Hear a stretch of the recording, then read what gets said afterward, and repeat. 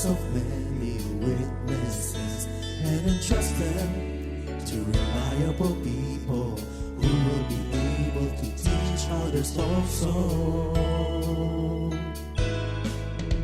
Take the teachings you heard me proclaim in the presence of many witnesses and entrust them to reliable people who will be able to teach others also. Take the teachings you heard me proclaim in the presence of many witnesses and entrust them to reliable people who will be able to teach others also. Take the teachings you heard me proclaim in the presence of many witnesses and entrust them to reliable people who will be able to teach others also. 2 Timothy 2:2. Hallelujah, 2 Timothy 2:2. Praise the Lord. 2 Timothy 2:2. You and me, let us proclaim the gospel. 2 Timothy 2:2. Hallelujah. 2 Timothy 2:2. Praise the Lord. 2 Timothy 2:2. You and me, Let us proclaim the gospel of Jesus Christ. Take the teachings you heard me proclaim in the presence of many witnesses and entrust them to reliable people who will be able to teach others also. take the teachings you heard me proclaim in the presence of many witnesses and entrust them to reliable people who will be able to teach others also. 2 Timothy 2:2. Hallelujah, 2 Timothy 2:2. Praise the Lord. 2 Timothy 2:2. You and me, let us proclaim the gospel. 2 Timothy 2:2.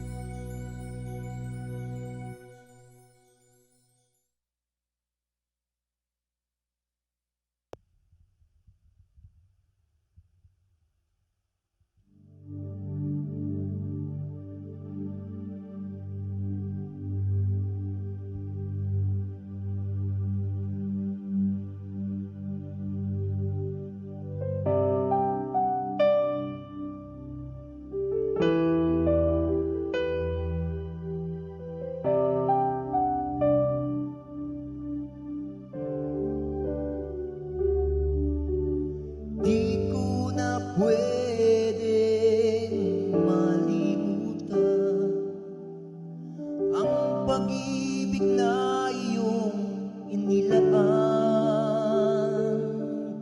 magbuhat sa krus nang ikaw ay lumisan, tunay na pag-ibig ang iyong iniwan.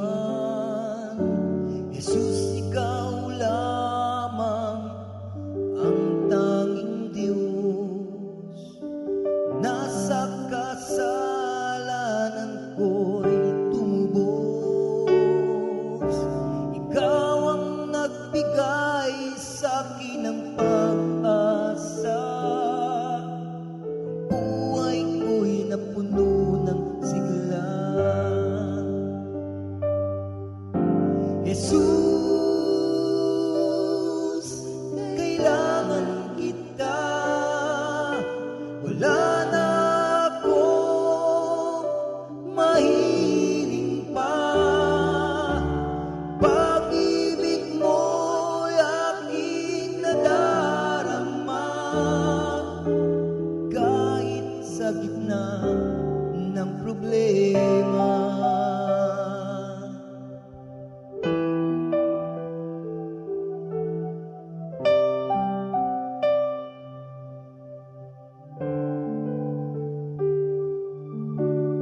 Di ko na pwedeng malimutan ang pag-ibig na iyong inilaan, magbuhat sa krus nang ikaw ay lumisan, tunay na pag-ibig ang iyong iniwan. Jesus, ikaw lamang ang tanging Diyos. Nasa kasalanan ko'y tumubos. Ikaw ang nagbigay sa'kin ng pag-asa. Ang buhay ko'y napuno ng sigla. Jesus, kailangan kita. Wala na akong mahiling pa. Pag-ibig mo'y aking nadarama, kahit sa gitna ng problema. Huwag mo kong iiwan, huwag pababayaan, yan ang sampo ko. O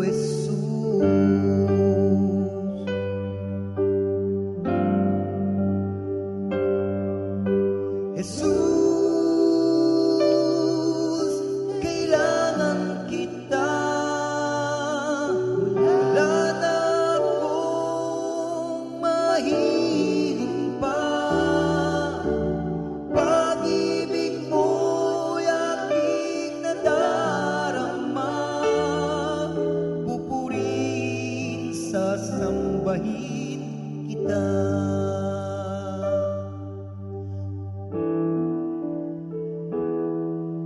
Pupurihin sasambahin kita.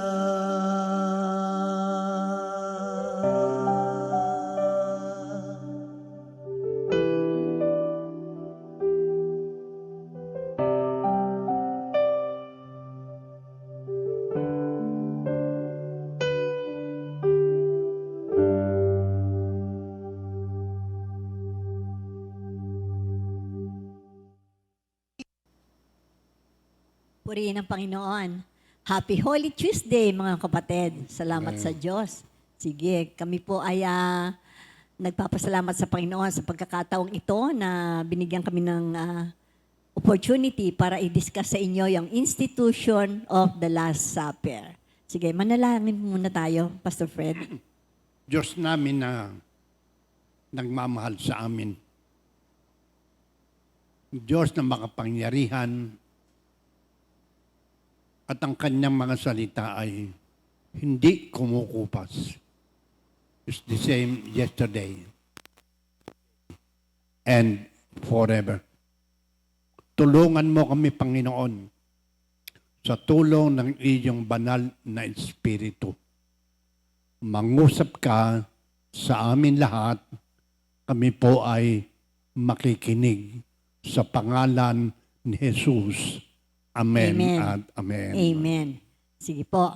Basahin muna ni Pastor Fred rin ang ating scripture for this day. Ito po ay matatagpuan sa Matthew 26, verses 26 hanggang 29. Pastor Fred. Okay. Sa Tagalog po, una, habang sila'y kumakain, dumampot si Jesus ng tinapay at matapos magpasalamat sa Diyos, ay pinaghati-hati niya iyon. Ibinigay sa mga alagad at sinabi, kunin ninyo ito at kainin. Ito ang aking katawan. Pagkatapos, dumampot siya ng kopa. Nagpasalamat sa Diyos at ibinigay iyon sa kanila. Sinabi niya, kayong lahat ay uminom nito, sapagkat ito ang aking dugo na katibayan ng tipan ng Diyos. Ito ang aking dugong ibinubuhos para sa kapatawaran ng kasalanan ng marami. Sinasabi ko sa inyo, hindi na ako iinom nito katas ng ubas hanggang sa araw na inumin kong panibago na kasalo ninyo sa kaharian ng aking Ama. Ito po ang magandang balita ng Panginoon. Amen. Dakila, mapagpala namin Diyos. Ikaw bang Diyos ng kaliwanagan? Paliwanagin mo ang aming mga bibig at palinawin mo ang mga isipan at puso ng mga taong nakikinig ngayon sa pangalan ni Jesus. Amen. Amen at amen. Yan po ang ginawa ng Panginoon nung i-institute niya ang Last Supper. Pero bago natin i-discuss yan, kahapon ho kasi ay clearing of the temple, di ba? Ang diniscuss ni Pastor Alex at saka ni Sister Ria bilang panimula ng ating pagdiriwang ng Semana Santa. So, since na-clear na yung ating mga templo, ang ating bodies, we are the temple of the Holy Spirit, tayo'y nilinis na ng Panginoon. Ngayon naman, ay titingnan natin itong kung tayo'y karapat-dapat tumanggap ng banal na komunyon. Ang tawag po dito sa Last Supper kasi ikomunyon, di ba? Ito yung ating bago ba kayo mangumunyon, anong dapat gawin? Pero tingnan natin muna, ito kasing topic ng Last Supper, institution of the Last Supper, was held during the feast of the Passover. So tingnan natin ano bang origin nitong Passover? Ano, hindi ba doon sa last Sunday natin? Di ba, the triumphant entry. Ito yung pagpasok ni Jesus sa Jerusalem. Ito yun yung para umattend siya ng feast o piyesta ng Pasko. Pasko. Ayan. Kaya itong alam niyo ba sa ibang bansa, mas sineselebrate ang East na ito, yung Pasko. Di ba? Sa kasi Easter yan. So, remember that the events of the present time are manifestations of the happenings of the past. Hence, this review of the origin of the Passover. Ano ba yung origin? Ano ba itong Passover? Passover is a festival being celebrated by the Jews as mandated by God sa Leviticus 23, 5-14. Basahin ko po mga kapatid. Tingnan niyo po, ha? Ayan. Sabi po sa 5, the Lord's Passover begins at sundown on the 14th day of the first month. On the next day, the 15th day of the month, you must begin celebrating the festival of the unleavened bread. This festival to the Lord continues for 7 days, and during that time, the bread you eat must be made without yeast. On the first day of the festival, all the people must stop their ordinary work and observe an official day for holy assembly. For 7 days, you must present special gifts to the Lord. On the 7th day, the people must again stop all their ordinary work to observe an official day for holy assembly. Sa verse 14, ang sabi, this is a permanent law for you and it must be observed from generation to generation wherever you live. Ito po'y sinabi sa Leviticus 23. Ito na po yung instruction sa mga Hudyo na dapat anong gagawin nila during the Passover at kung paano nila ise-celebrate. At ito po ay sabi, from generation to generation. So every year, makikita nyo, kasi itong first Passover, tingnan muna natin, dun sa Exodus, kasi ang pinagbasihan po nito, ito po yung sa Exodus. Natatandaan nyo po ba yung nasa Egypt ang mga Hudyo? Sila ay, bago sila pinaalis ng Pharaoh, ay nagkaroon muna ng 10 plagues, no? Mga para i-deal ng Panginoon ang mga sinasamba ng mga Ehipto noon. Mga false gods. Mga false gods. So, on the 10th plague, ito po yung 10th plague. Ito po yung inisrakan ng Panginoon ang lahat ng mga Hudyo na pumatay sila ng mga firstborn na lambs, and then yung dugo ay ipapahid sa kanilang bahay, sa kanilang hamba, at doon sa mga paligid ng kanilang bahay. At kapag ka nakita yun ng angel of death, magpa-pass over them. So, kaya ito'y tinawag na Passover. Dumaan ang angel of death sa kanilang mga bahay. So, dito po sa Exodus 12:1-14, sabi niya, while the Israelites were still in the land of Egypt, the Lord gave them the following instructions to Moses and Aaron. From now on, this month will be the first month of the year for you. So, dito po nagbigay ang instruction ng Panginoon, paano niyong i-compute ang inyong yung taon-taon. Kaya paano niyo isa-celebrate. So, itong first month, meron po kaming kinuha na Jewish calendar. Ito pong Jewish calendar na to, ang lumalabas po ang first month of the sacred calendar is, ang tawag po ay Nisan. Isa lang S, ha? Nisan. Hindi po ito yung Nisan na sasakyan. Ito po ay Nisan month. Ito yung sacred month. At ito po'y pumapatak po sa months of March and April. So, makikita nyo na ang mahal na araw ay March and April. Dahil ito pong feast ng Passover, ito po ay napakahalaga pagdating sa ating mga Kristiyano dahil may corresponding celebration na dapat nating isineselebrate pagdating po sa modern Christianity sa atin. So, ito pong Passover ay ito ang mahal na araw. Yan. Pag tinignan mo, it is the death and resurrection, and suffering of Jesus Christ. Ito yung Passion of Christ. Ito po yung Passover. At palagi pong kasabay ng Passover ang unleavened bread. Pag tinignan nyo, the Passover begins at sundown on the 14th day of the first month. So, ang first month nga ay Nisan. So, it's either March 14 o April 14 yan. On the next day, the 15th day of the month, you must begin celebrating the festival of the unleavened bread. Yun naman ang susunod. So ano naman po itong unleavened bread? Halos magka-overlapping po ang kanilang, halos magkasabay po na isineselebrate po. Sa ating modern day Christianity, ang unleavened bread is the burial of Jesus Christ. So kung yung suffering, yung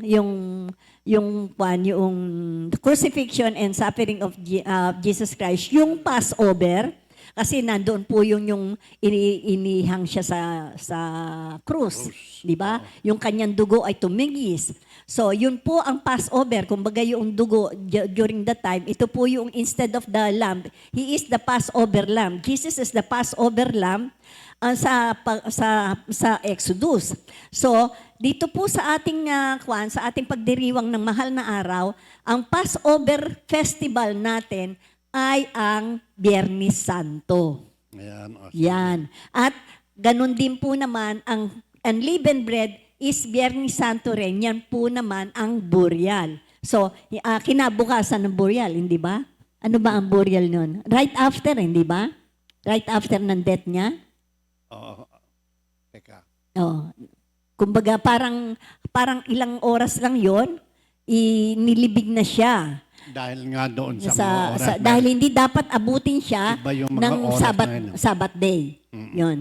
Kaya, pagpalagay natin 3 o'clock po siya namatay doon sa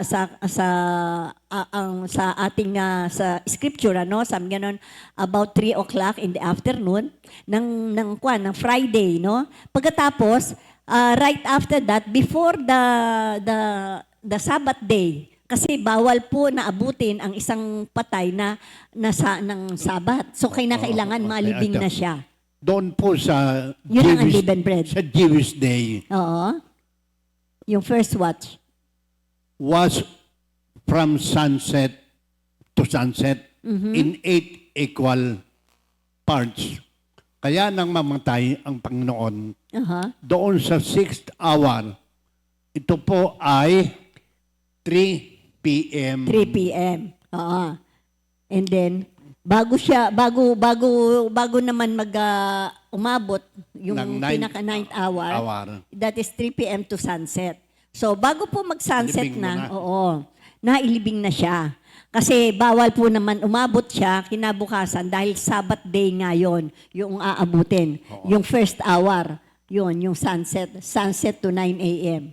So, yun po ang pinakakwan nun. Kaya, pagdating po ng Saturday, yan po yung Black Saturday, ang ibig sabihin, nakalibing na si Jesus Christ. Yan.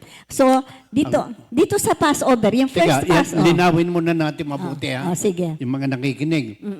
Sa Jewish day was from sunset to sunset in 8 equal parts.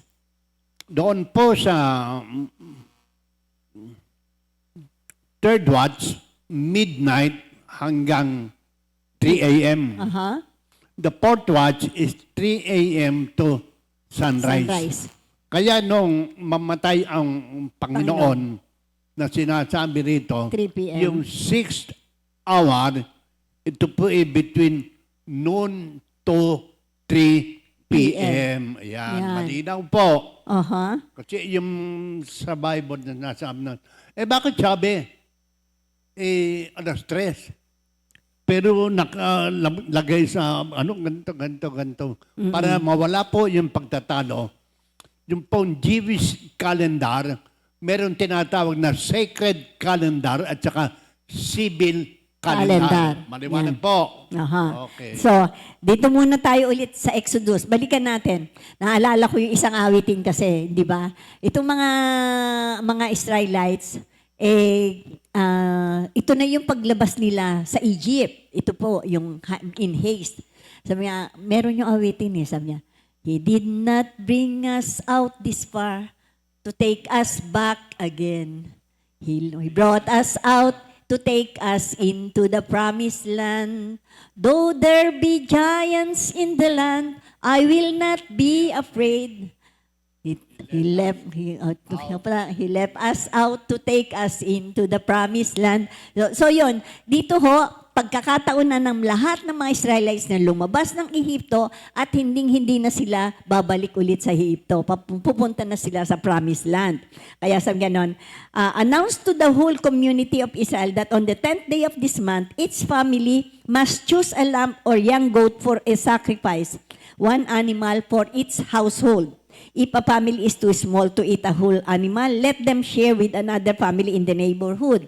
So divide the animal according to the size of its family and how they can eat. The animal you select must be a 1-year-old male, either a sheep or a goat with no defects. This is special care of this chosen animal until the evening of the 14th day of this first month. Then the whole assembly of the community of Israel must slaughter their lamb or young goat at twilight. They are to take some of the blood and smear it on the sides and top of the doorposts of their door frames of their houses where they eat the animal.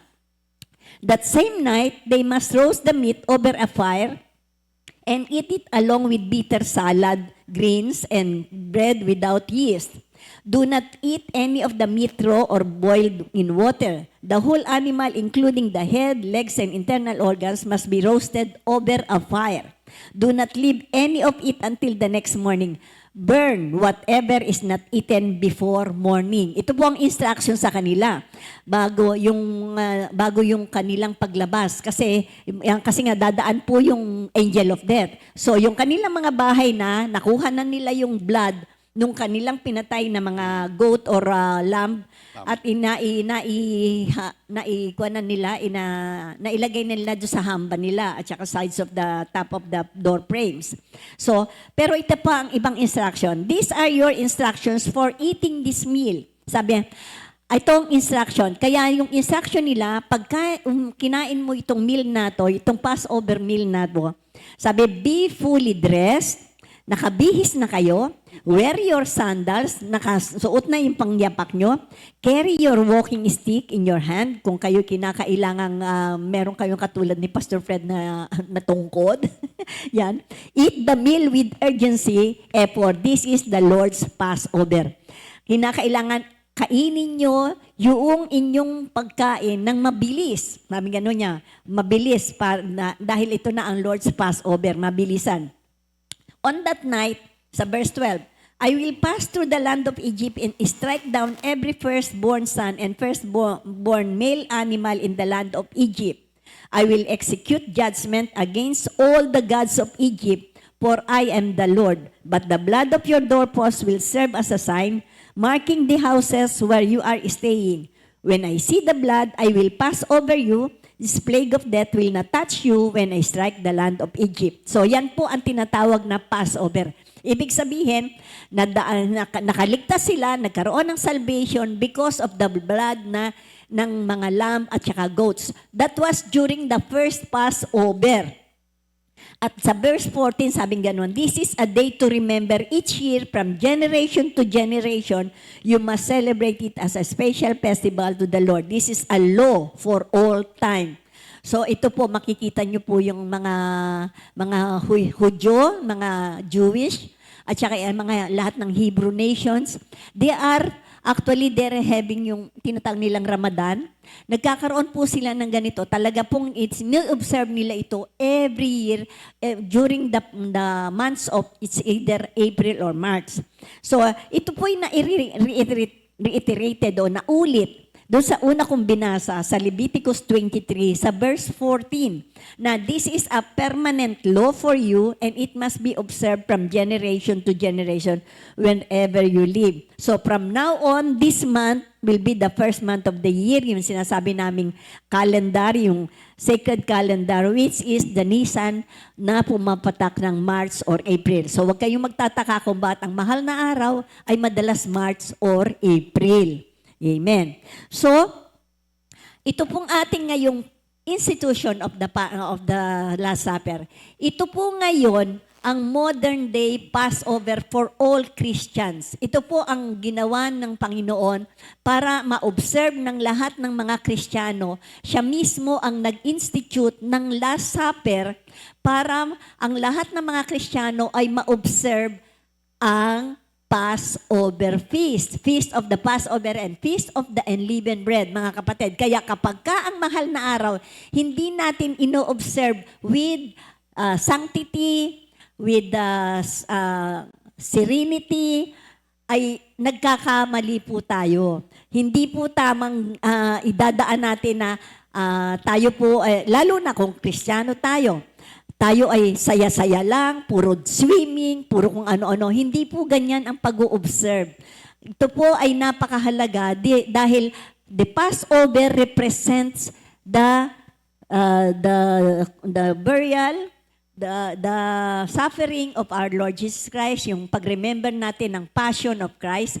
And ito pong unleavened bread naman is the burial. So napakahalaga po. Ngayon, pagdating naman po sa institution of the Last Supper, ano ngayon ang kwan? Kasi dito sa Last Supper, yung binasa po ni Pastor Fred, sabi nga, do this in memory of me.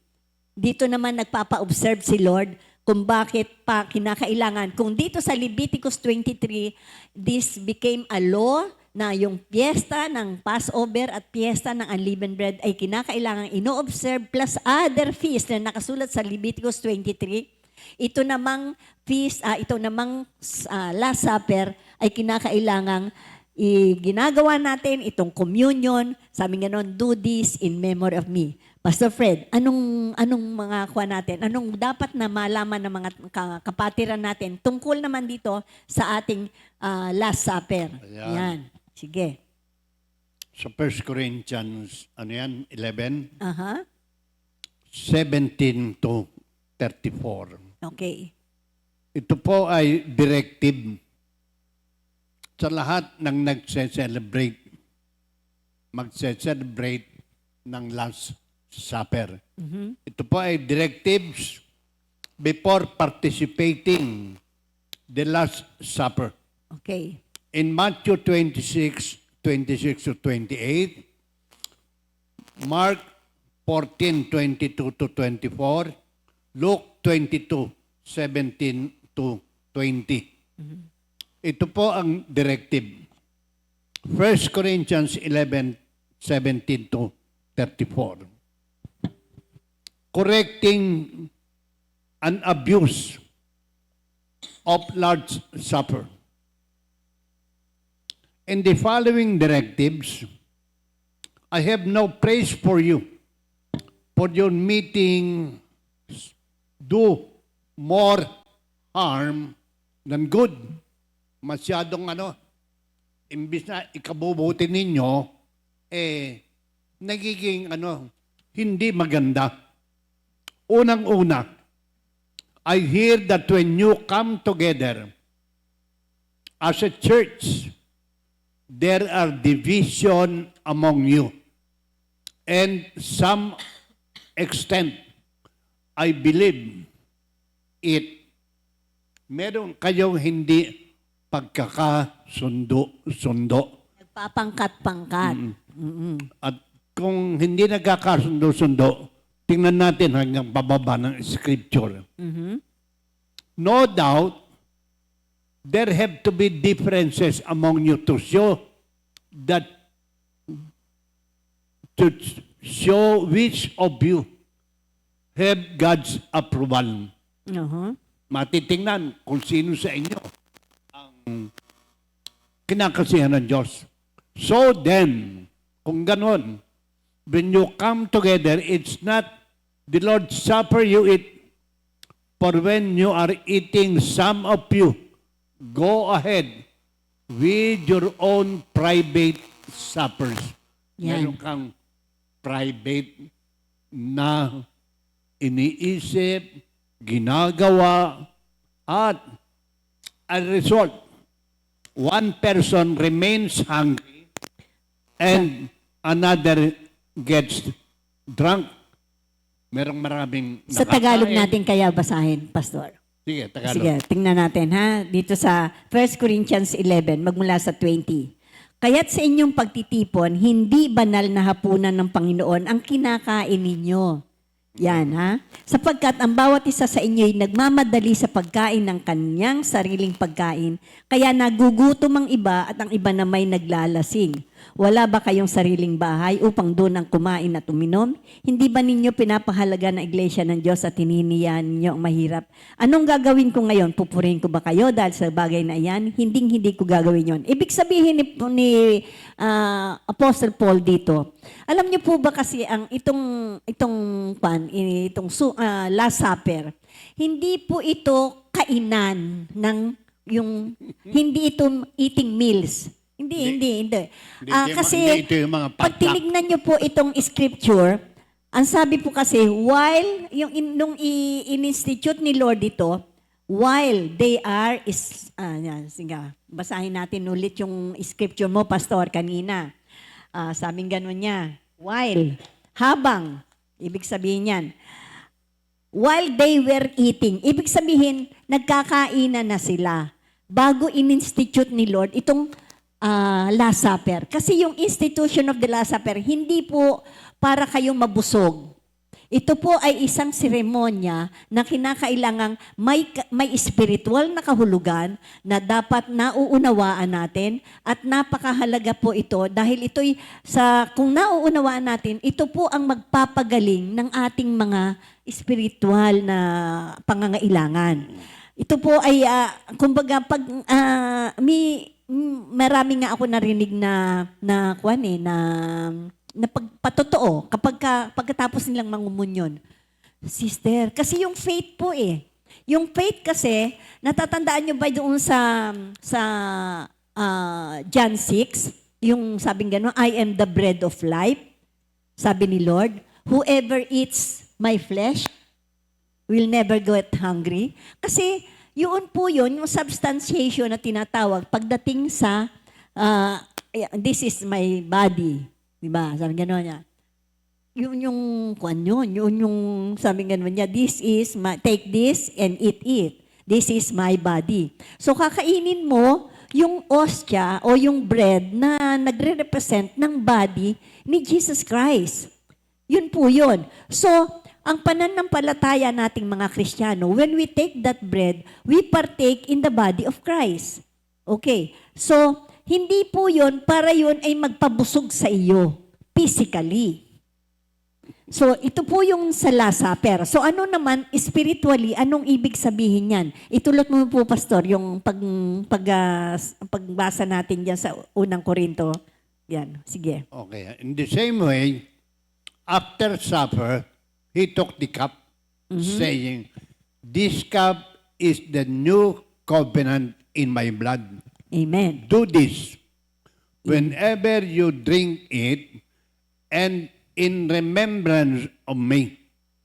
Whenever you eat this bread and drink this cup, you proclaim the Lord's death until He comes."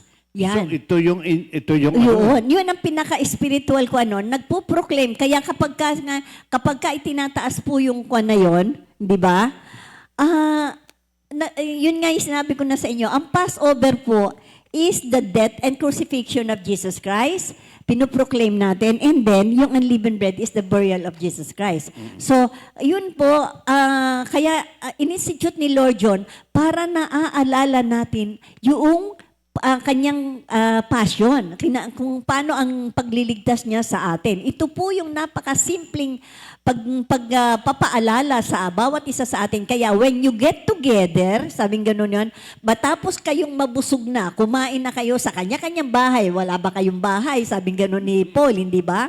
Para hindi yun doon kayo nagmamadalian na kumuha. Kasi bread po yun, during that time, talagang bread yun. Unleavened nga lang. So, walang libadura. Katulad ng instruction, agad-agad yung kainin, hindi ba? hindi aalsa yun. Hindi na umalsa. Kasi mabilisan na yung pag-alis nila sa Ehipto during the time. Kaya wala nang pag-asang umalsa.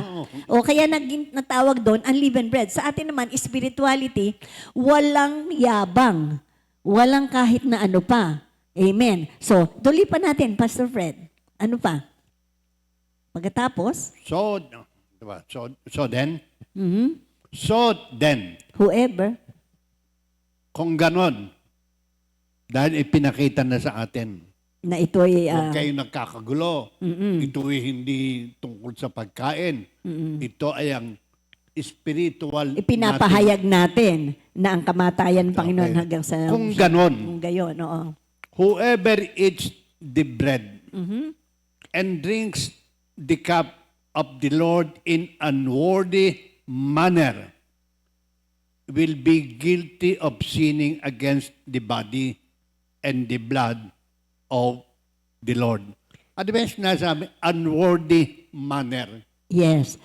Kinakailangan, kapag bago tayo magte-take ng Last Supper o itong ating communion, itong in-institute ni Lord na communion, kinakailangan may pagkuhan muna, pag-cleansing. Kaya nga yung cleansing of the temple kahapon, yun po yung simula na wag nating dinudumihan ang templo ng Panginoon. Wag nating gawing a den of thieves, sabing gano'n niya. Wag natin yung pagka dumadating tayo sa anumang lugar na pinagdadausan ang pagtitipon tungkol sa Panginoon, kinakailangan malinis yan. Kaya nga hindi uubra na ginagawa mo kung ano-ano dun sa loob ng templo. At the same time, the temple of God is us. Yung tayo mismo. Kaya itong ating body, tayo mismo nagpapalinis. Kaya bago po mag-take tayo ng communion o yung Last Supper, ay ang mangyayari, yung Eucharist na tinatawag natin ngayon, ay kinakailangang may confession. Ano ba yung confession? Ganito po. Ito muna. Uh-huh. Yung temple, kasi nung triumphant entry, it is the physical temple. Yes. Uh-huh. Kung spiritual, that's the physical temple. Ayaw ni Lord, kasi ito yung nagiging barrier. Hindi na nakakatulong, nakakabigat pa doon sa mga tao na nag-o-offer. Amen. Palitan ng pera, ganito. Ginawa ng hanap buhay. Ginawa ng komersyal. Ginawang commercial. Number 1, yun yung temple talaga. Number 2, yung ating Body. is the temple Of the Holy Spirit. Ang nasusunod dito, hindi tayo, Kundi because our body is the temple of the Holy Spirit at hindi aalis, hindi ka iiwan, hindi ka pababayaan. I will not leave you orphan. Amen. So, Alongside andyan ang banal na nasa iyo. Espiritu. Kaya napakahalaga na tinatanggap natin ang banal na Espiritu sa ating buhay para magkaroon tayo ng kapangyarihan na kaya nating iwasan ang lahat ng bagay na makakapagpadumi sa templo ng Panginoon. Itong ating body. We cannot resist evil talaga kung ang banal na Espiritu wala sa atin, mga kapatid. Talagang prone to sin tayo lahat. Napakahirap talaga, yan, mga tukso na yan. Pero kapag ang banal na Espiritu ay nananahan sa atin, palagi nating ipinamumuhay, lahat ng sinasabi ng Panginoon, lalong-lalo na kinakain natin ng salita niya, araw-araw, ito po ang ating magiging sandata upang tayo ay makaiwas sa lahat ng bagay na hindi maganda. Ang mga bagay na ito, binibigyan tayo ng babala. Na huwag tayong magte-take ng body. banal na hapunan na hindi maayos ang ating buhay. Yes. Hindi po pwede. Kasi tingnan natin, Sa verse 27. 27. So then, whoever eats the bread and drinks the cup of the Lord in an unworthy manner will be guilty of sinning against the body and the blood of the Lord. Nagkakasala ka lang lalo. Naaalala ko nung araw Kasi hindi pa naman nating alam. Kasi may pare, lahat ng magkukumunyon, pumipila. Ang nagiging problema, ang ibang tao, napapahiya na siya lang ang naiiwan sa upuan. Yes. So meron siyang kasalanan na hindi niya ma-confess at buhat doon sa mga tao, napipilitan lamang siya na mag-take ng communion kasi siya lang ang nag-iisa Na nakaupo. Kasi hindi ba pagkakuan, sabay-sabay na ganun, lalapit ka dun sa nagbibigay ng communion. Ngayon ganito, sa 28, everyone ought to examine themselves before they eat the bread and drink from the cup. Amen. Anong instruction? Siyasatin ng tao ang kanyang sarili bago siya kumain ng tinapay at uminom sa kopa. Ibig sabihin po nun, magkakaroon tayo talaga ng self-confession. Alam naman natin, ang salita ng Diyos kasi, confess your sins to God. sa Panginoon tayo humingi ng tawad. Ngayon, kung meron ka namang kagalit na tao, confess your sins to one another. Puntahan mo yung tao na pinagkasalahan mo, humingi ka ng tawad, humingi na tawad. Ibig sabihin, umamin ka doon sa kasalanan mo, humingi ka ng tawad para maging karapat-dapat na tumanggap ng banal na komunyon. Yan. Nakita nyo, ewan ko kung meron pa doon sa mga simbahan. Merong lugar doon, Aha. confession. Ikaw hindi nakikita ng pare. Aha. At yung pare, hindi ka nakikita. Mm-mm. Meron ang kwento riyan tungkol doon sa mga revolusyonaryo noong araw. Aha. Yung mga tiponero nag-confess. Kaya Meron nahuli. kaming revolution. Oo. Kaya yung revolution doon sa mga nangyari noong panahon na yon Kastila yon. na-expose. Oh. Actually, itong kuwan na to, ginawa lang yon na during the time of yung Kastila, hindi ba? Yung under tayo sa pananakop ng mga Kastila, para malaman nila yung mga revolusyonary o yung mga katipunan, di ba? Kaya sila na persecute, na paghuhuli dahil nga sa practice nato na nagko-confess sa mga pare. So, yun namang mga pare during the time, lalo na yung mga paring mga Spaniards during the time, siyempre, makakuan sila, makagobyerno sila. So, napaghuhuli po, samantalang ang sacredness ng confession ay napakahalaga. Hindi dapat yan inire-reveal. So, ito lang yung nasabi lang ni Pastor Fred. Kasi, hindi naman po yan, wala naman pong nakasulat sa Bible na you confess your sins to priest or to anybody, except you confess your sins to one another to whom you have sinned. Kung kanino ka nagkasala, and you confess your sins to God. Sa Diyos ka mag-confess. So, ang isa sa napakahalaga nun, magkaroon ka ng pakikipagkasundo, sabi nga ganun. Kung ikaw ay kung maghahandog ka sa Diyos at meron kang naalala na kasalanan o merong kinakailangan makipagkasundo ko sa iba, iwanan mo muna ang iyong handog at makipagkasundo ka. Yun po ang mga salita ng Diyos na dapat nating pinanghahawakan. Ibig sabihin, huwag tayong magbabawas, huwag tayong magdadagdag. Kung ano yung sinabi ng salita ng Diyos, hanggang dun lang tayo, mga kapatid. Kaya sabing gano'n sa verse 28, kaya dapat siya sa atin ng tao ang kanyang sarili bago siya kumain ng tinapay at uminom sa kopa. So, sapagkat ang sino mang kumakain at umiinom ng hindi kinikilala, ang kahalagahan ng katawan ng Panginoon ay kumakain at umiinom ng kahatulan laban sa kanyang sarili. Sa 30, ito ang Oo, napakabigat yung sa 30. resulta. That is why many among you are weak and sick, and a number of you have fallen asleep. Yan ang dahilan kung bakit mahihina at sakitin ng marami sa inyo, mailan ngang namatay na. Totoo po yun. Kapag ka nag-take ka ng communion unworthy, unang-una, judgment sa'yo yun. Magkakaroon ng may consequence. Magkakaroon ng effect yun. Kasi yung budhi mo hindi gaya eh. Magkakaroon ka na spiritually judgment on your part. Nagkakaroon ng consequence na, yan nga, that's why many of you are weak and sick and a number of you are dying. So, nagiging cause pa ng spiritual death. Hindi ba? Yun. Kaya 31. But, Yeah. subalit, basahin mo nga sa Tagalog. Sa Tagalog, sa verse 31. Kung sisiyasatin natin ang ating sarili, hindi tayo hahatulan ng Panginoon. Ngunit hinahatulan tayo ng Panginoon dahil itinutuwid niya tayo upang hindi tayo maparusahan kasama ng sanlibutan.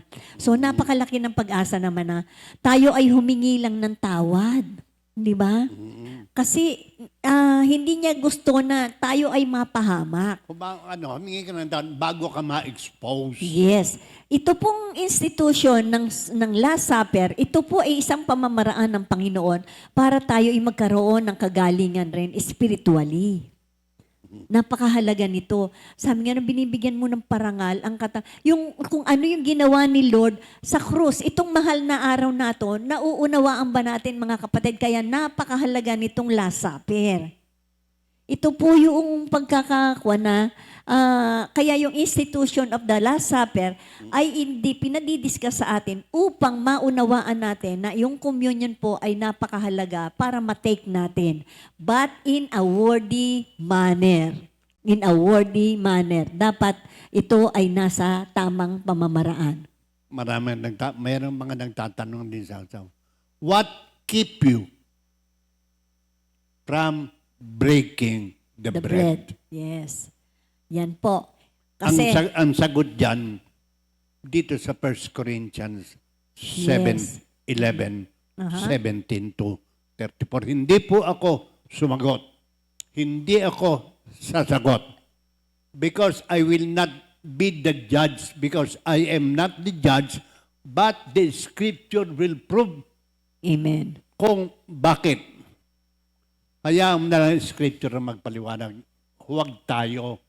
Kasi tayo, kadalasan judgmental, kadalasan nagbibintang. Pero ikaw na sa sarili mo, alam mo ang ang diferensya mo. Alam mo kung ano ang nangyari sa buhay mo. Why won't you go back to God? Praise God. There is still hope waiting for us because God loves us so much. Amen. Kaya sabing ganun nga, ito pong ating Last Supper, ito po'y binanggit rin ng mga, dito sa Acts 2:42, hindi ba? Doon sa Acts 2:42, sabing ganun niya, doon sa mga unang believer, sa mga mga Kristiyano na nahipo ng Panginoon, sabing ganun, the believers, unang-una, spent their time listening to the teaching of the apostles. They shared everything with each other. They ate together and prayed together. So, dito po, sa ibang version po dito, sila po ay nagkaroon ng prayer together. Sila po ay nag-fellowship together. They shared everything together. At ito pong nag-breaking of the bread together. Dito sa Acts 2:42. Kaya noong una pa man, ginagawa na every time, lahat po ng mga mananampalataya na nagkakatipon, ginagawa po nila itong breaking of the bread. Ito po yung Last Supper, na remembrance, scripture, fellowship, study of the word, and breaking of the bread. Breaking of the bread. Yes. That is what we call cleansing of the temple, cleansing of our body. Na, meron pa yan, ilan ang nadagdag? 4 yun. Alin? May nadagdag ba riyan? Wala, 4 naman. Yung dumami sila. On Sige. that day, about 3,000 people were added to the group of believers. Ayan. Yan ang nagiging resulta kapag ginagawa natin lahat-lahat po yung mga requirements na yan sa isang grupo ng mananampalataya. Pag yan po ay nakikita, and I really pray na maayos natin ito. Kasi ito pong magkaroon tayo ng tunay na kaunawaan kung ano po itong in-institute ni Lord na Last Supper. Bakit po? Kasi matutuwa po kayo. Ano ba ang nangyari during the Last Supper? Before and after, tingnan po natin. Meron po kami ditong mga notes na ano ba yung nangyari doon sa Last Supper na hindi natin, kasi pagka tinignan nyo yung chronological order ng tandaan natin, isang gospel but 4 na writer. Doon sa 4 na writer, lumabas po ito na kung ano ang nangyari during the Last Supper. Sige, tingnan natin po. Doon sa, asan na yung pan? Purihin ng Panginoon. During the Last Supper, ito po ang mga nangyari. Pastor Fred, ano yung unang nangyari? Yan. During the Last Supper, Yan. Jesus announced the betrayal of the one of the disciples sa Matthew 26:20. And each one asking Jesus, who It will. Verses Yes. 21 to Oo, 24. doon sa kuwan na yan. Nag-announce siya na sa mga disciple, isa sa inyo ang magkakanulo sa akin, sabi niya. And each one, bawat isa, nagtanong na sa kanya, di ba? Panginoon, ako ba yun? Ako ba yun? Sabi gano'n niya. So, ito po yung nangyari during the Last Supper. Nagkakainan. Sabi nga, kasi alam natin, nung in-institute ni Lord itong Last Supper, ay doon niya in-institute yung breaking of the bread. Yan. Yung Last Supper po, mga kapatid, ito po yung huling hapunan. Pero doon sa huling hapunan, doon po niya in-institute yung Eucharist o yung communion.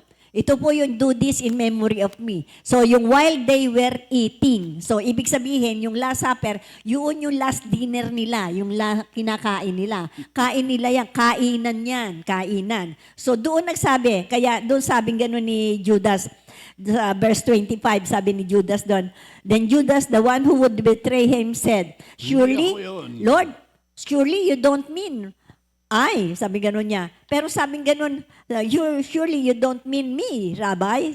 Pero sabi ni Lord, you have said so. Ikaw yun. Di ba? Pero hindi narinig no iba, parang hindi masyadong naintindihan. Kasi alam nyo naman, pag nagkakainan, nasubukan nyo na yun, di ba? Pag marami, lalo na sila, 12. Pagkatapos may mga server pa, para ka nasa restaurant, medyo maingay, ano? Kaya kapag kayo'y magkatabi at medyo malapit, hindi mo naririnig yun eh. So, kaya dito habang sila ay nagkakainan, hindi ba, sabing gano'n ni Lord doon, John 13:27 to 28, sa John 13 na version to ha. As soon as Judas took the bread, kinuha niya yung bread, Satan entered into him. So Jesus told him, what you are about to do, do quickly. But no one at the meal understood why Jesus said to him. So sabing gano'n niya, kinuha niya yung bread, pero hindi na siya nakapag-partake doon sa first institution of the Eucharist or the first institution of the supper, Last Supper. Hindi na. Kasi sabing gano'n, kung ano man ang gagawin mo, gawin mo na. Kaya doon po sa pagkuhan at hindi rin na siya nakasama doon sa mga huling gagawin pa. Sige, kuhanin muna natin. So doon sa period na yan, pinredict rin ni Lord yung betrayal ni Peter. Di ba? As soon as Judas. Dito kasi, di ba, after ng John 13, pagkatapos na sabihin ni Lord na umalis na si Judas, doon niya sinabi itong, while they were eating, do this in memory. Dito na, tinaas niya yung tinapay, and then binigay niya sa mga apostoles. Paano yun? Kunin mo na, Pastor.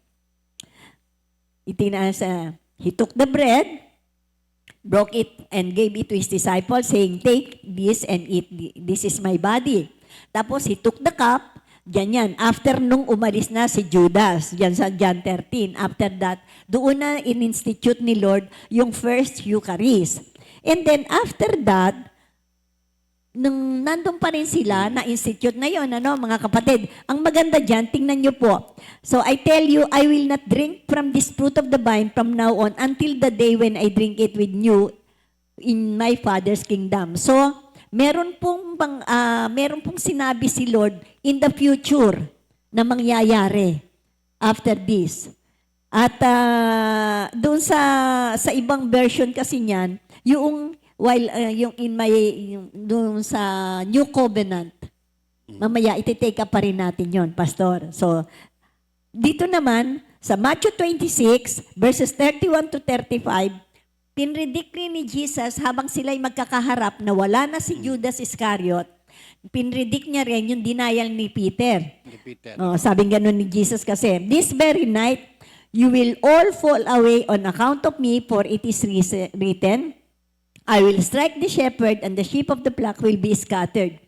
Pero ang sabi ni Peter, even if all fall away on account of you, I will never fail. Sabi niya, hindi kita iiwan, Lord. Sabi nga niya, kahit lahat sila umalis na. Pero sabi sa verse 34 ni Lord, sabi niya, I tell you this very night, before the rooster crows, you will disown me 3 times. Bago po, ano sa Tagalog yun? Tumilaok ang manok, 3 beses mo kung i-deny, Peter, wag ka mong sabihin, sabi nga. And it was also during the Last Supper na nagkaroon ng washing of the feet. Dito sa washing of the feet, wala na rin si Judas Iscariot. Wala na. Wala na. Malis. So si Judas Iscariot, wala na siya doon sa institution of the Eucharist, hindi na siya nagpartake sa communion kasi hindi siya cleanse. May kuwan na siya, may kasalanan na siyang malaki. So hindi uubra siyang magpartake doon sa first Eucharist o first institution of the Last Supper na tinatawag.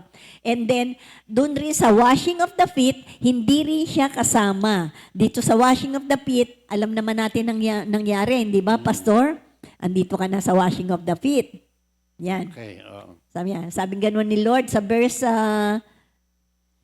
12. Verse 12. When he had finished washing their Their feet, he put on his clothes and returned to his place. Do you understand what I have done for you? He asked them. Verse 13. You call me teacher and Lord, and rightly so, for that is what I am. Now that I, your Lord and teachers, have washed your feet, you also should wash once another feet. I have set you an example that you should do As I as have what done I have done for you. for you. So, yun po ang nangyari. So, nagkaroon ng washing of the feet, nag-set ng example si Jesus Christ, how humble He is, and nag-set siya ng example na each disciple should do the same with each other. Magkakaroon sila ng service attitude with each other. Hindi sila pataasan. Nakakatawa, after that, nagkaroon rin sila ng parang yung bang pataasan. Nagtanong sila, dito rin nangyari na nagkaroon sila ng argument na kung sino ang mas great. Mas great. Ang sabing ganun, nagtalo-talo sila. Doon sa Luke 22:24-30, nangyari rin po ito during the Last Supper. Sabing ganun niya, a dispute also rose among them, and they were which of them are considered to be the greatest? Ang sabi ni Jesus Christ dito, the kings and the Gentiles lord it over them, and those who exercise authority over them call themselves benefactors. But this is not to be like among you. Hindi ito dapat among you. Dapat ang bawat isa sa inyo mas mababa, kinakailangan bawat isa ay matutong mag-serve. Oo, hindi ka pataasan. At dito rin during the Last Supper, dito rin binigay ni Lord yung new commandment at tinatawag niya, Pastor. And dito, ayan, yung new commandment. Yan, hindi makita ni Pastor. Yan. Yan, the new commandment. Ang new commandment, a new command I give you. It Sa was John also 13. during the Last Supper that Jesus gave the new commandment for His disciples. Oo. Yung kanyang mga Ang tagasunod. daming John nangyari talaga 13, dito, oo. 33-35. My children, I will be with you only a little longer. You will look for me.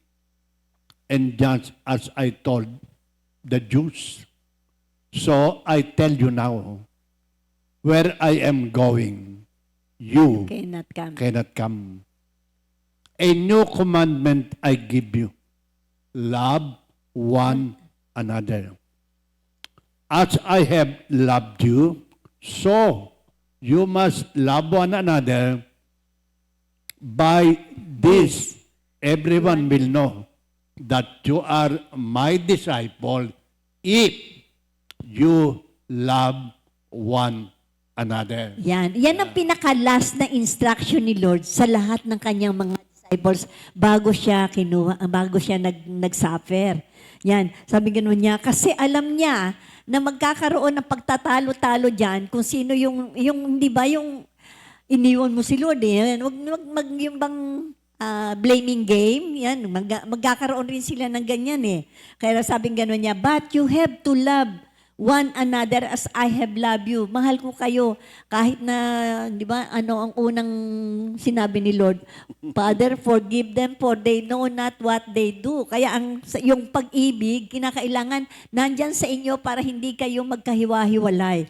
They will know that you are my disciples if you have love for one another.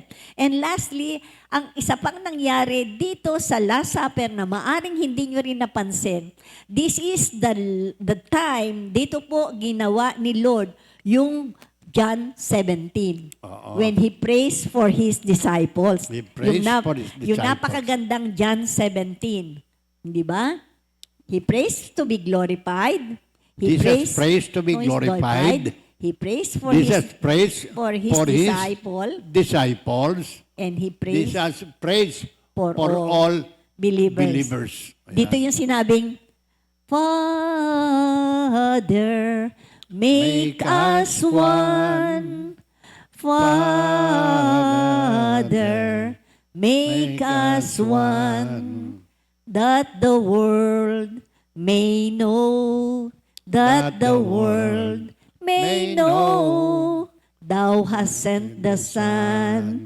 At, Pastor, ito nga yung during the time na in-institute ni Lord, yung Eucharist o the Last Supper, ang sabi niya dito sa Luke 22, sa verse 20, na nung yung cup, doon muna sa 19, sabi, and He took bread, gave thanks, and broke it, and gave it to them, saying, This is my body, given for you. Do this in remembrance of me. Sa verse 20, in the same way, after the supper, He took the cup, saying, This cup is the new covenant in my blood, which is poured out for you. So, ito po ay cup ng new covenant. Ito pong napakagandang word ni Lord dito sa pagsasabi niya sa institution of the Eucharist o yung Last Supper na tinatawag natin o yung communion na ibang term pa. Ito po ay binanggit sa Hebrews 8. Yan. Ito ang alimbatong new covenant na to. Okay. By calling yan.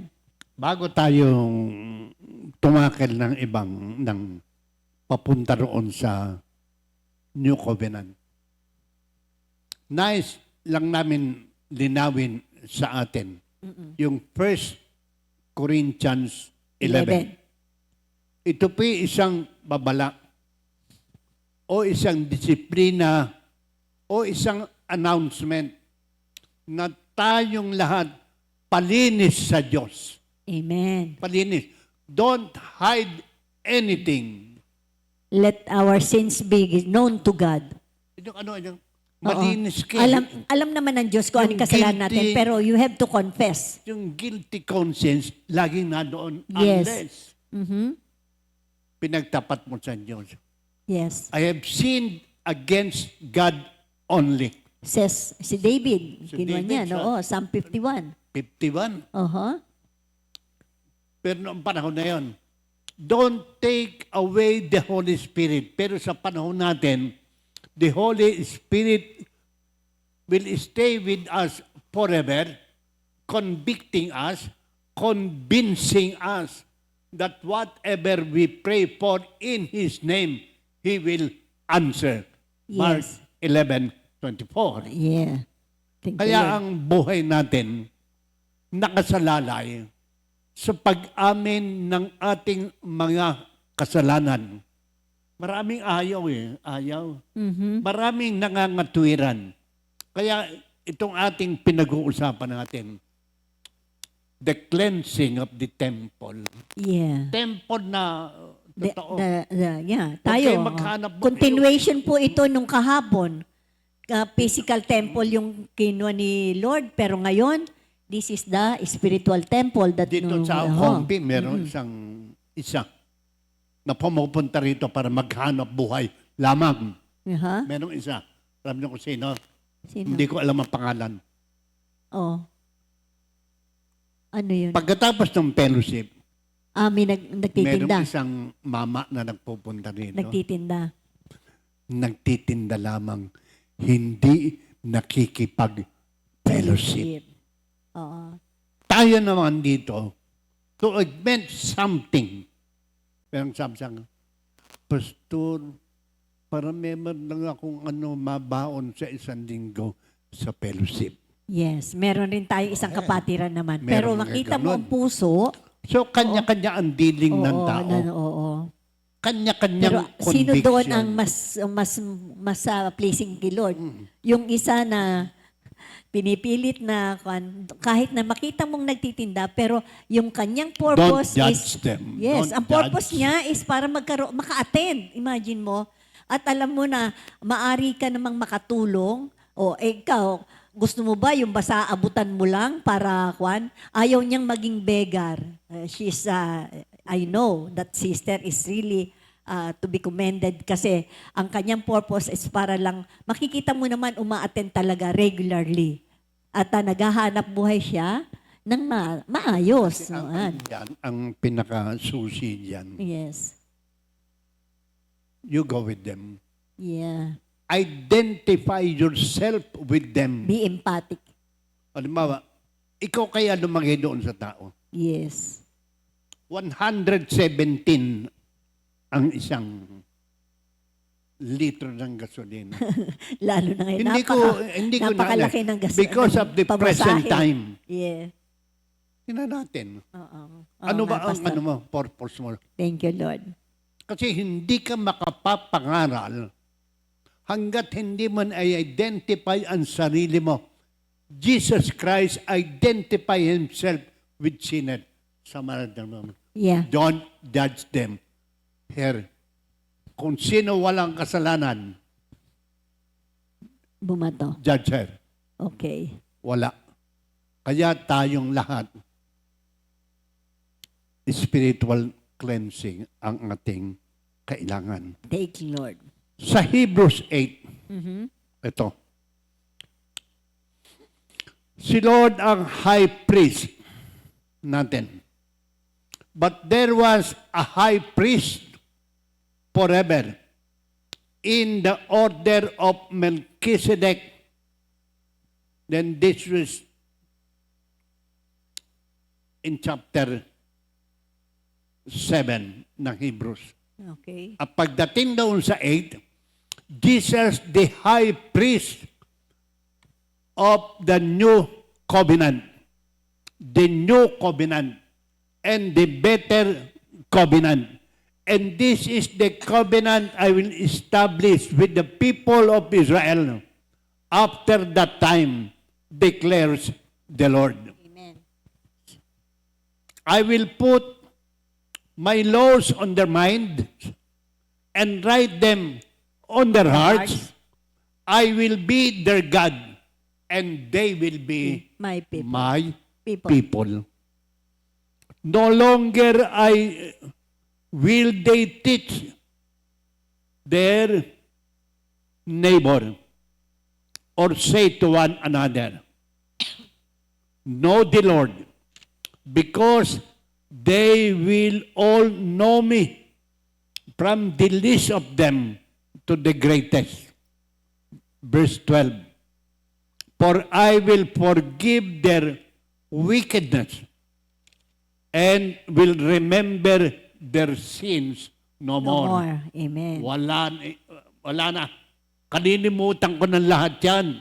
Kung nagkasala na tayo noong araw dahil nakagawa tayo ng hindi maganda na 1 Corinthians 11 as forgiveness from God. Amen. Kasi ang sabi ng Panginoon, I will forgive their wickedness and will remember their sins No more. no more.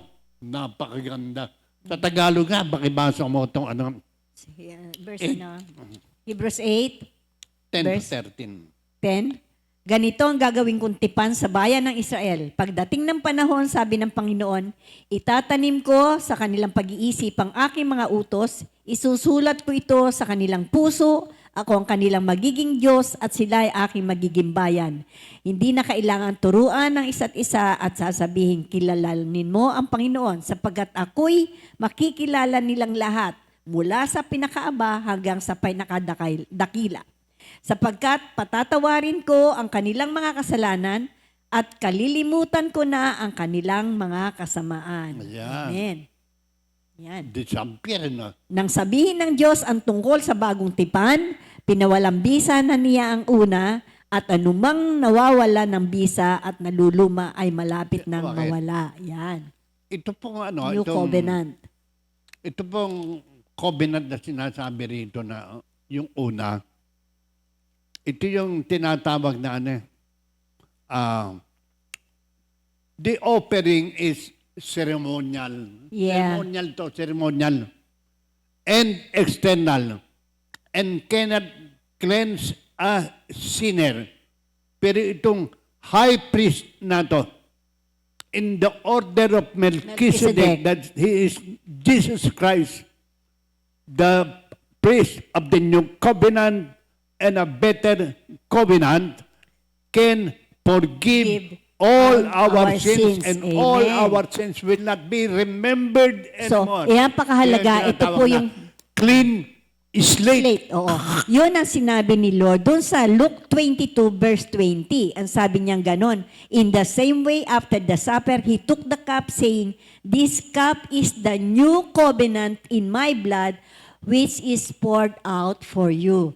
Kaya ito po ang napakahalagang maunawaan natin na yung remembrance na ito ang nagpapahayag na ang Panginoon ay merong pakikipagtipan sa atin, bagong pakikipagtipan na tinuturing tayong mga anak na nilinis ng kanyang dugo. Kaya doon sa Hebrews 9, sabing gano'n niya, oo.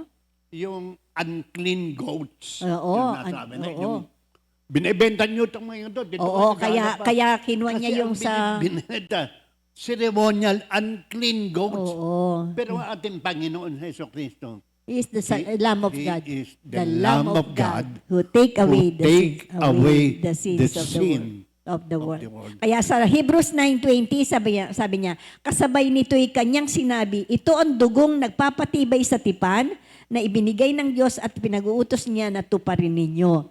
Kaya yung po ay isang utos na do this in memory of me. Kaya yung ating Passover, unleavened bread na sinasabing we have to celebrate it every year, generation to generation. Hindi po mawawala ang pag-celebrate o anong tawag doon? Ipagdiwang Offering, natin. offering. Pagdiwang Offering. natin taon-taon. Kaya ito pong mahal na araw, taon-taon maunawaan natin ang kahulugan. Kahulugan. Kung ano yung Biyernes Santo na ikinukuhan, lalong-lalo na pagdating na Pasko ng pagkabuhay. Napakahalaga po niyan. Thank you, Lord. So, dahil hindi na yung mga goats Aha. ay ino-offer sa Matthew 26:27 hanggang 29. He took the cup and when he has give thanks, he gave it to them, saying, "Drink from it, all of you. This is my blood." Hindi ito yung, this is the blood of the goat. Hindi. This Kanyang is my blood. The blood of the covenant, which is poured out for many, For for the the forgiveness. forgiveness of sin, completely clean slate.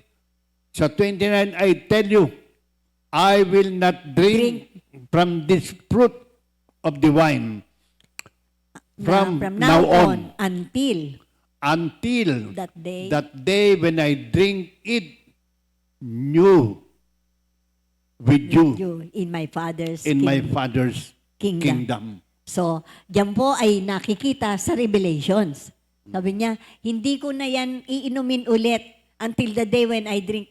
Makakasama natin ang Panginoon na iinom ulit niyan ng wine na yan sa Revelations 19, nakakatuwa, ang sabing ganon.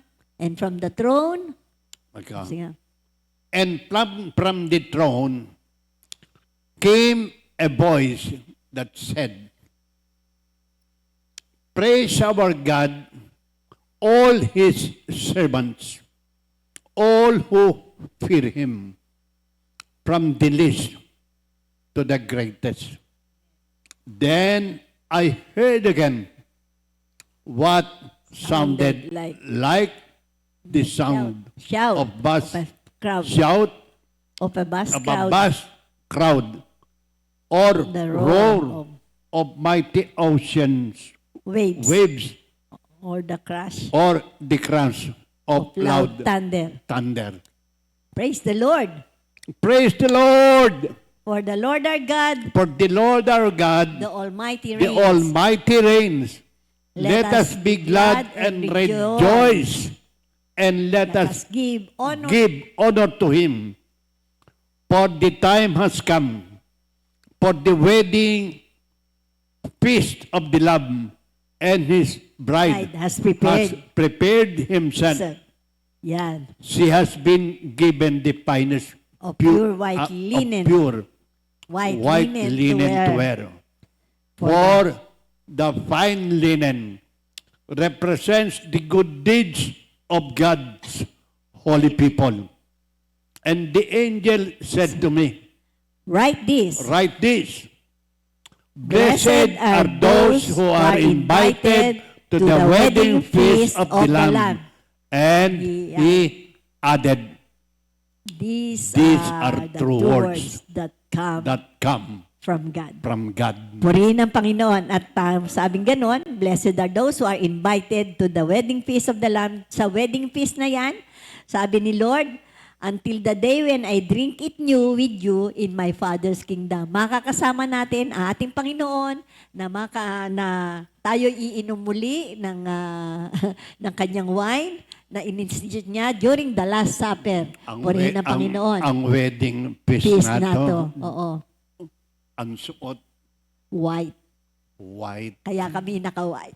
Kaya Salamat kami sa Diyos. naka-white. Purihin ng Panginoon. Tayo po ay bumati sa araw na ito ng March 31. Mga birthday celebrants, si Brother Rudico, Sister Tin Lopez, Brother Allen Villavicencio, Sister Connie Montalba, Brother Bernard Quijano, si Bern, iba, Brother E.J. Donor. Happy birthday mga kapatid. Sige, Brother Bong.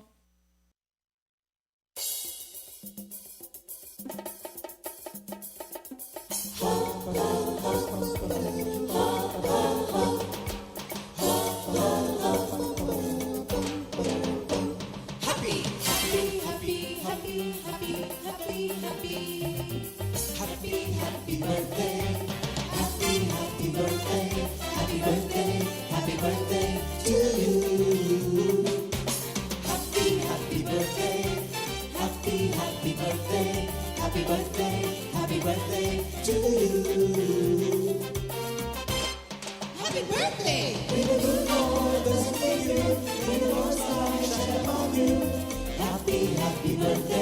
to you.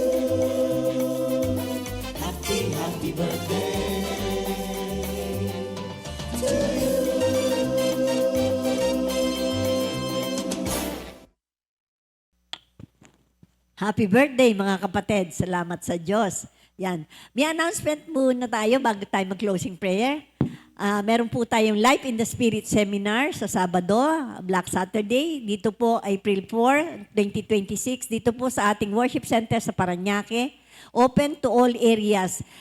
Alas 8 po ang start natin mga kapatid. At dun sa mga assigned workers po, kung pwede pong sabihin nyo o kaya mag-PM kayo dito sa amin dito sa Conference Center kung kayo'y makakarating para yung head count po para sa ating pagkain.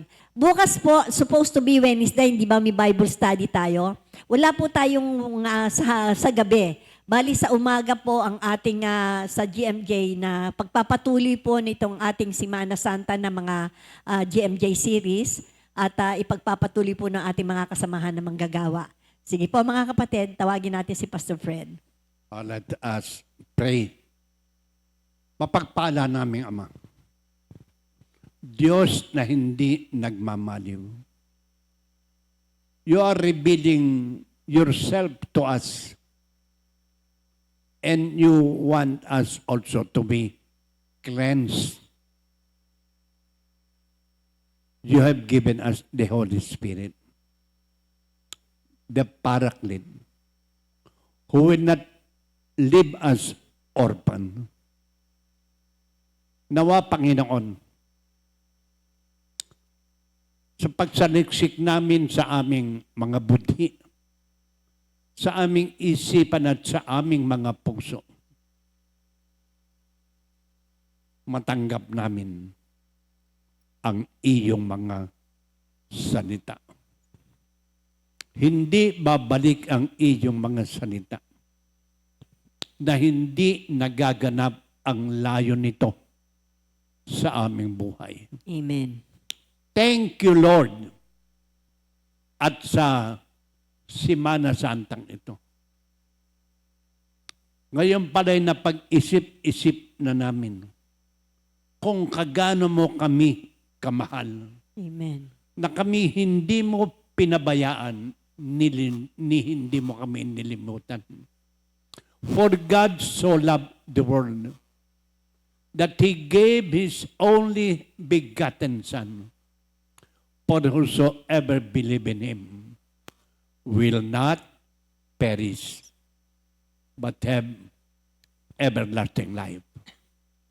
Sa pangalan ni Jesus, lahat po ay magsabi ng Amen, Amen. at Amen. Purihin ng Panginoon. God Salamat mga bless kapatid. us all. At nawa, tayo po ay na-bless sa ating topic na the institution of the Last Supper. God bless everybody. 2 Timothy